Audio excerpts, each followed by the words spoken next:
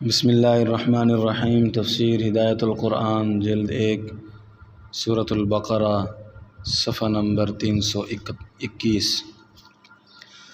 او کالذی مر علی قریۃ وہی خاویۃ علی عروشها قال أنى يحیی هذه الله بعد موتها فأماته الله 100 عام ثم بعثه قال كم لبثت قال لبثت يوما أو بعض يوم قال بل لبثت 100 عام فانظر إلى طعامك وشرابك لم يتسنه وانظر إلى حمارك ولنجعلك آية للناس وانظر إلى العظام كيف ننشزها ثم نكسوها لحما فلما تبين له قال أعلم أن الله على كل شيء قدير۔ آیات مبارکہ کا لفظی ترجمہ سماعت کیجیے۔ او کالذی مر علی قریۃ وہی خاویۃ علی عروشها، جلانا مارنا یہ ہے یا جیسے وہ شخص جو گزرا ایک بستی پر درا حال ہے کہ وہ ڈہی پڑتی تھی اپنی ٹٹیوں پر۔ کہا اس نے کیسے زندہ کریں گے؟ قال أنى يحيي هذه الله بعد موتها فأماته الله 100 عام ثم بعثه، کہا اس نے کیسے زندہ کریں گے اس کو اللہ تعالیٰ اس کے مرنے کے بعد، پس مارے رکھا اس کو اللہ نے 100 سال، پھر اٹھایا اس کو، پوچھا کتنا ٹھہرا تو؟ قال لبثت يوما أو بعض يوم، جواب دیا ٹھہرا میں ایک دن یا ایک دن سے کچھ کم۔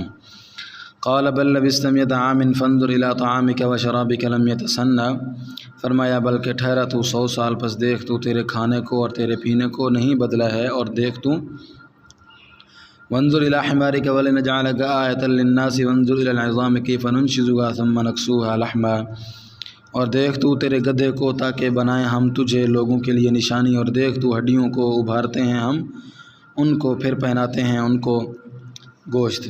فلما تبین له قال اعلم ان اللہ علی کل شیء قدیر، پس جب واضح ہو گیا اس کے لیے کہا اس نے جان لیا میں نے کہ اللہ تعالی ہر چیز پر قادر ہیں۔ مختصر ترکیب سماعت کیجیے۔ او حرف عطف احد الامرین کے لیے ہے، معطوف علی معذوف ہے، ای ھذا او ھذا ای الاحیاء والاماتہ کذالک او کالذی مر الآیہ، یعنی جلانا اور مارنا وہ ہے جو نمرود نے کر دکھایا جیسا اس مثال میں ہے۔ خاویۃ افتادہ گری ہوئی، خوا ان سے جس کے معنی ہے گھر کا خالی ہونا، گر پڑنا۔ عروش عرش کی جمع، چھت، اس کا اکثر استعمال بانس چھپر کے لیے ہوتا ہے۔ ٹٹی بانس یا سرکنڈو کا بنا ہوا چھپر جس پر بیلیں چڑھاتے ہیں۔ لم تسنہ، برسوں گزرنے پر بھی خراب نہیں ہوا، بعض کے نزدیک ہائے سکتا ہے، اور فعل تسنہ یتسنو ہے اور جس کی اصل یتسنہ ہے، جازم کی وجہ سے یا گری ہے، اور بعض کے نزدیک ہا اصلی ہے۔ اس صورت میں ماخوذ منہ سنتن ہوگا جس کے اصلی معنی سنہتن ہے، کیونکہ تصغیر سنہتن آتی ہے۔ انشاء افعال جوڑنا، حرکت دینا، اٹھانا، ابھارنا، مجازی معنی زندہ کرنا۔ جلانا اور مارنا کیسا ہے، کیا ہے؟ حضرت ابراہیم علیہ السلام نے نمرود کے سامنے توحید کی جو دلیل پیش کی تھی کہ میرا رب وہ ہے جو جلاتا ہے اور مارتا ہے، یعنی جس نے ہر چیز کو وجود بخشا پھر ایک وقت کے بعد وجود واپس لے لیتا ہے، یہ توحید کی نہایت مضبوط دلیل تھی۔ یہ کام اللہ کے سوا کوئی نہیں کر سکتا، اس لیے وہی معبود ہے، مگر نمرود نے اس دلیل پر اعتراض کیا کہ یہ کام تو میں بھی کر سکتا ہوں، اور اس نے کر دکھایا۔ ایک پھانسی کے مجرم کو آزاد کر دیا اور ایک بے گناہ کو قتل کر دیا۔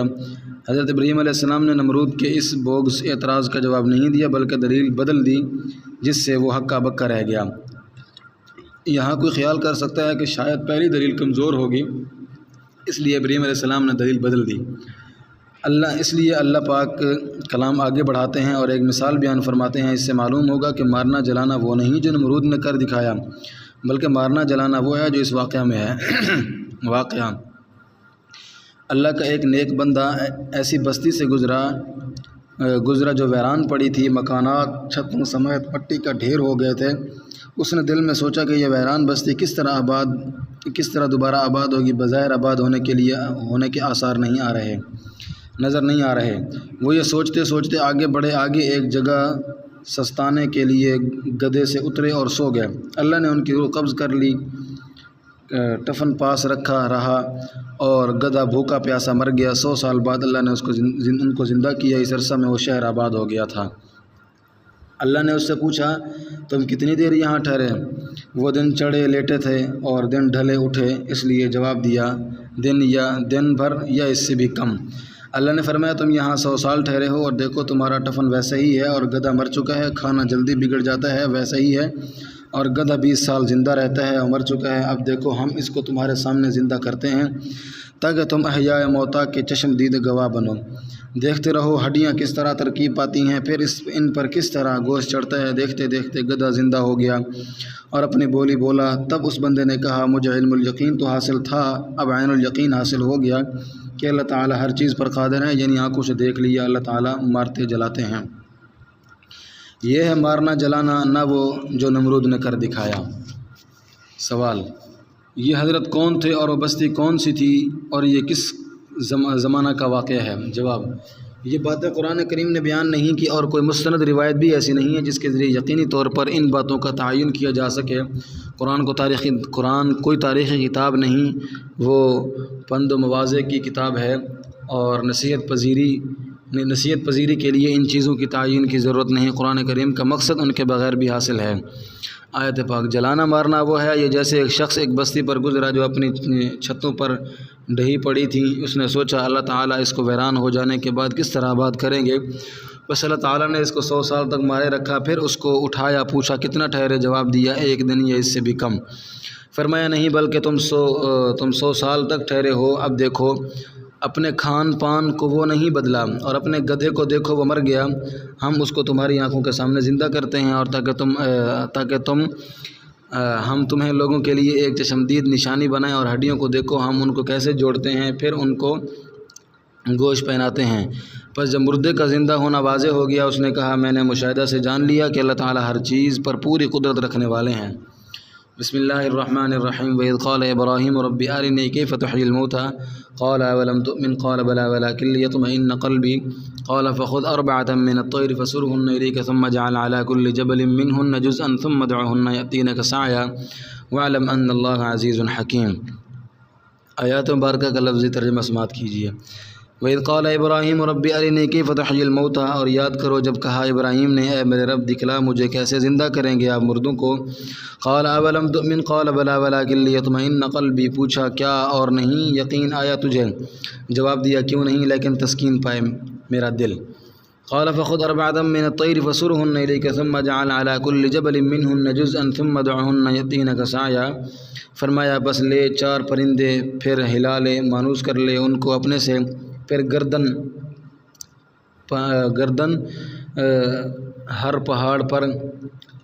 رکھ ہر پہاڑ پر ان میں سے ایک حصہ، پھر بلا ان کو، آئیں گے تیرے پاس دوڑتے ہوئے۔ وَاعْلَمْ أَنَّ اللَّهَ عَزِيزٌ حَكِيمٌ، اور جان لے کہ اللہ تعالیٰ زبردست حکمت والے ہیں۔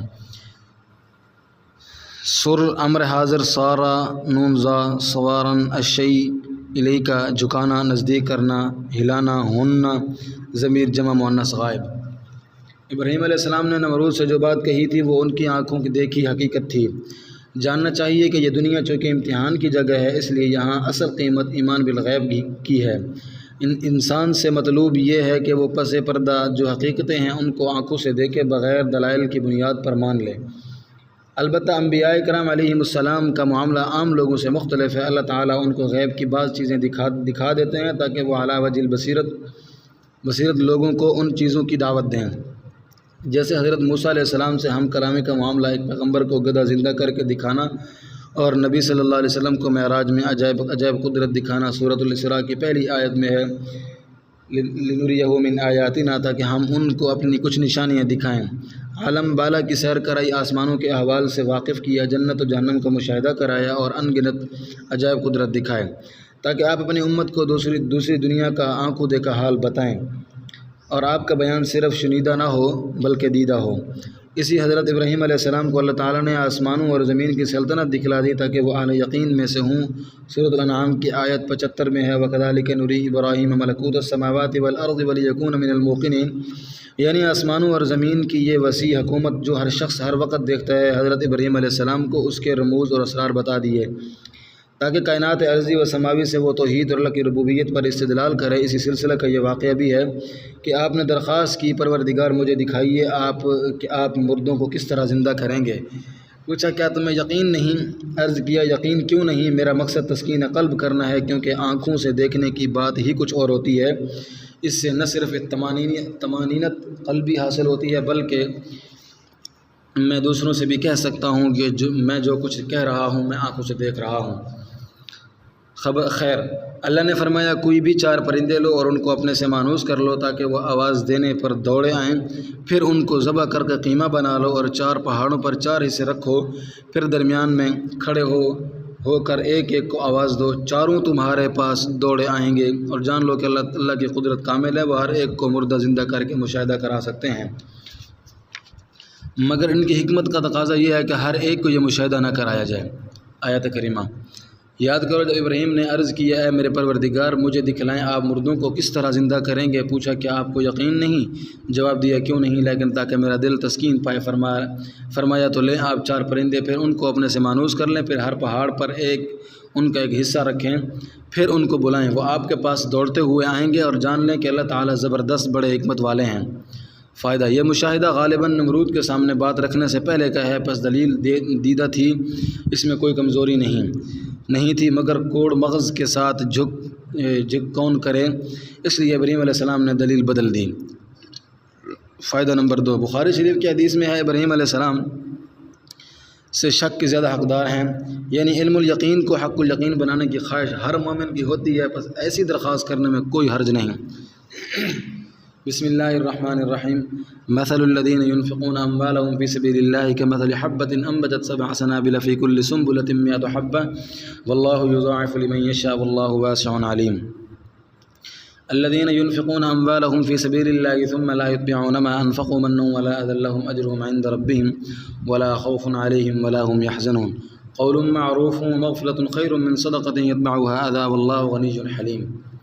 آیات مبارکہ کا لفظی ترجمہ سماعت کیجیے۔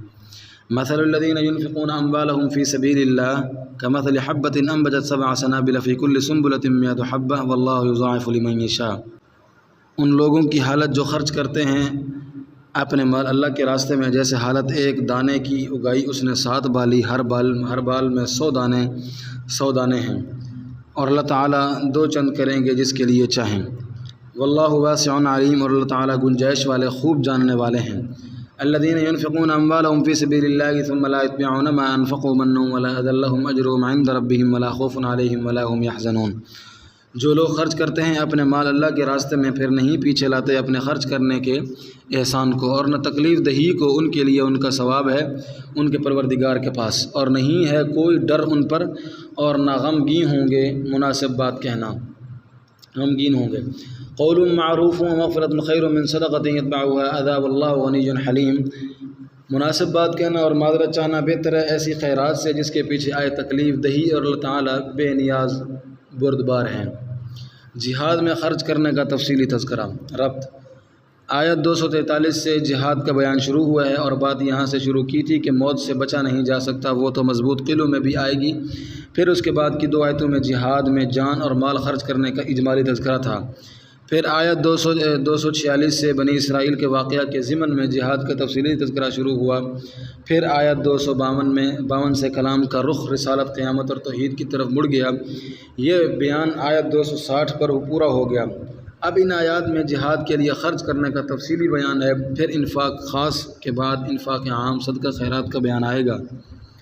جہاد کے لیے جو خرچ کیا جاتا ہے اس کا کم از کم ثواب 700 گنا، اور زیادہ کی کوئی حد نہیں۔ اعمال کے ثواب کا ضابطہ یہ ہے کہ ہر نیک عمل کا ثواب 10 سے 700 گنا تک ملتا ہے، مگر 2 عمل اس سے مستثنیٰ ہیں۔ ایک انفاق فی سبیل اللہ، یعنی جہاد کے کاموں میں خرچ کرنا، اس کا تذکرہ اس آیت میں ہے۔ انفاق فی سبیل اللہ کا ثواب 700 گنا سے شروع ہوتا ہے، اور زیادہ کی کوئی حد نہیں۔ اللہ تعالیٰ نے یہ بات ایک مثال کے ذریعے بیان کی ہے۔ گندم کا ایک دانہ زمین میں بویا، اس میں سے 7 بالیاں نکلیں، اور ہر بالی میں 100 دانے ہیں، بس ایک دانے کے 700 دانے ہو گئے۔ یہ محض تمثیل ہے، ایک دانے سے 700 دانے پیدا ہونے ضروری نہیں۔ اللہ کے راستے میں خرچ کرنا بھی ایسا ہی ہے، جو کچھ خرچ کیا جائے گا اس کا 700 گنا ثواب ملے گا۔ واللہ یضاعف لمن یشاء من یشاء، اور اللہ تعالیٰ جس کے لیے چاہتے ہیں بڑھاتے ہیں، یعنی اخلاص کی برکت سے اور موقع کے لحاظ سے یہ ثواب بڑھتا ہے، اور زیادتی کی کوئی حد نہیں۔ دوسرا عمل روزہ ہے اس کا کم از کم ثواب عام ضابطہ کے مطابق ہے، یعنی 10 گنا ثواب ملتا ہے، یہاں استثناء نہیں، اور زیادہ سے زیادہ کی کوئی حد نہیں، یہاں استثناء ہے۔ اللہ کا ارشاد ہے الصوم لی وانا اجزی بہ، روزہ میرے لیے ہے اور میں اس کا ثواب دوں گا، یعنی روزوں کا ثواب کتنا ہے یہ بات اللہ تعالیٰ نے کسی کو نہیں بتائی، حتیٰ کہ کرامن کاتبین بھی نہیں جانتے۔ جب قیامت کے دن اللہ تعالیٰ اس کا ثواب ڈکلیئر کریں گے، اسی وقت پتہ چلے گا کہ کس کو اس کے روزے کا کتنا ثواب ملا۔ اس دنیا میں تو بالاجمال اتنی بات بتائی ہے کہ جب ثواب ملے گا روزہ دار خوش ہو جائے گا۔ نبی صلی اللہ علیہ وسلم نے فرمایا روزہ دار کے لیے 2 خوشیاں ہیں، ایک خوشی افطار کے وقت، دوسری خوشی جب اللہ تعالیٰ سے ملاقات ہوگی، یعنی جب روزے کا ثواب بتایا جائے گا تو روزہ دار خوش ہو جائے گا۔ فائدہ جاننا چاہیے کہ فی سبیل اللہ قرآن کی اصطلاح ہے، اس کے لغوی معنی مراد نہیں۔ سورۃ توبہ آیت 60 میں ہے، 60 میں مصارف زکوٰۃ کے بیان میں جو فی سبیل اللہ آیا ہے اس کا ترجمہ حضرت تھانوی رحمۃ اللہ علیہ نے جہاد میں کیا ہے۔ فتویٰ بھی اسی پر ہے کہ اس سے منقطع الغرات مراد ہیں، اس لیے یہاں بھی جہاد میں ترجمہ ہوگا۔ اور متعدد صحابہ سے مروی ہے من ارسل بنفقۃ فی سبیل اللہ واقام فی بیتہ فلہ بکل درہم 700 درہم ومن غزا بنفسه فی سبیل اللہ تعالی وانفق فی وجہ ذلک فلہ بکل درہم یوم القیامۃ 700,000 درہم ثم تلا هذه الآیہ۔ ترجمہ جس نے جہاد کے لیے کوئی چندہ بھیجا اور خود گھر رہا اس کو 1 درہم کے ساتھ 100 درہم ملیں گے، اور جس نے بذات خود جہاد کیا اس کے لیے حسب تقاضا خرچ بھی کیا تو اس کو قیامت کے دن ہر درہم کے بدل 7 لاکھ درہم ملیں گے۔ پھر نبی صلی اللہ علیہ وسلم نے یہ آیت پڑھی، معلوم ہوا کہ اس آیت میں خاص انفاق جہاد کے لیے خرچ کرنے کا ذکر ہے، عام انفاق وجوہ خیر میں خرچ کرنے کا ذکر نہیں۔ مثل الذين ينفقون اموالهم في سبيل الله كمثل حبة انبتت 7 سنابل في كل سنبلة 100 حبة والله يضاعف لمن يشاء والله واسع عليم۔ ترجمہ ان لوگوں کا حال جو اللہ کے راستے میں یعنی جہاد کے لیے اپنا مال خرچ کرتے ہیں ایسا ہے جیسے گیہوں کا ایک دانہ، اس نے 7 بالیں اگائیں، ہر بال میں 100 دانے، یعنی کم از کم 700 گنا ثواب ہے، اور اللہ تعالیٰ جس کے لیے چاہیں گے کئی گنا بڑھا دیں گے، یعنی زائد کی کوئی حد نہیں۔ موقع محل اور اخلاص کے لحاظ سے ثواب بڑھتا ہے۔ حدیث میں ہے کہ میرے صحابہ نے جو 400 گرام جو خرچ کیے ہیں، بعد کے لوگ اگر احد پہاڑ کے برابر سونا خرچ کریں تو بھی ان کے برابر نہیں ہو سکتے، کیونکہ ابتدائے اسلام کے پودے کو آبیاری کی ضرورت تھی، بعد میں جب وہ تناور درخت بن گیا تو اس کی ضرورت نہ رہی۔ اب کوئی پانی پلاتا ہے تو وہ درخت کا پھل کھانے کے لیے پلاتا ہے۔ اللہ تعالیٰ گنجائش والے خوب جاننے والے ہیں، یعنی ان کے یہاں کمی کسی چیز کی نہیں، اور وہ اخلاص اور حاجت کو خوب جانتے ہیں، ان کے لحاظ سے ثواب عنایت فرمائیں گے۔ انفاق فی سبیل اللہ کا خادشات سے بچا ہوا ہونا ضروری ہے۔ خادشات یعنی زخمی کرنے والی چیزیں جہاد کے لیے خرچ کرنے کا مذکورہ ثواب جب ہے کہ انفاق خادشات سے محفوظ ہو۔ خادشات 2 ہیں، احسان جتلانا اور تکلیف پہنچانا۔ جہاد کے لیے چندہ دیا، پھر اس کو امیر کے منہ پر مارا کہ میں نے اتنا دیا، یا مسلمانوں پر احسان رکھا کہ میرا یہ کارنامہ ہے، تو ثواب برباد ہو گیا۔ دیا تھا تو کس کے لیے دیا تھا؟ اپنے دارین کے نفع کے لیے دیا تھا، پھر کسی پر کیا احسان؟ الذين ينفقون اموالهم في سبيل الله ثم لا يتبعون ما انفقوا منا ولا اذى لهم اجرهم عند ربهم ولا خوف عليهم ولا هم يحزنون۔ ترجمہ جو لوگ اپنے اموال اللہ کے راستے میں یعنی جہاد کے لیے خرچ کرتے ہیں، پھر وہ اپنے خرچ کے پیچھے احسان اور تکلیف دہی نہیں لاتے، ان کے لیے ان کا ثواب ہے۔ ان کے رب کے پاس نہ ان کو کوئی ڈر ہوگا اور نہ وہ غمگین ہوں گے۔ خیرات دے کر ستانے سے بہتر مناسب بات کہنا اور معذرت کرنا ہے۔ یہ گریز کی آیت ہے۔ اب موضوع بدلے گا، انفاق خاص سے کلام انفاق عام کی طرف منتقل ہوگا۔ یہ قاعدہ کلیہ بیان کرتے ہیں جہاد کے لیے چندہ دے کر یا خیرات کر کے تکلیف پہنچانے سے بہتر یہ ہے کہ مناسب بات کہہ دی جائے۔ اپنا کوئی عذر بیان کرے یا کہہ دے کہ بابا معاف کرو، اصرار کے جواب میں بھی خود بدخوئی سے پیش نہ آئے، اور یاد رکھے کہ اللہ تعالیٰ بے نیاز ہیں، کسی کے مال کی ان کو حاجت نہیں۔